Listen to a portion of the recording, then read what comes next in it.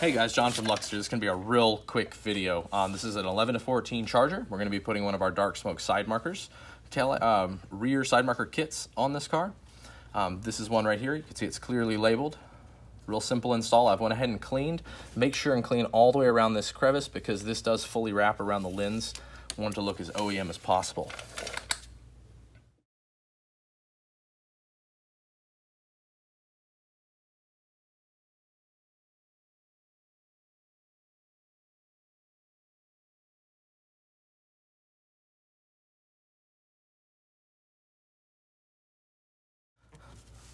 Okay, so at this point, we're gonna take this tint film and we're gonna need a heat source. You might be able to get away with a hair dryer on this because it's so easy. A torch or a heat gun is a better option. So I'm gonna go ahead and heat the film. And the objective here is to get it softened so we can push it around. There we go. You can see the tint soften up. Just take your squeegee and press it right around. It's gonna make this look really nice and OEM.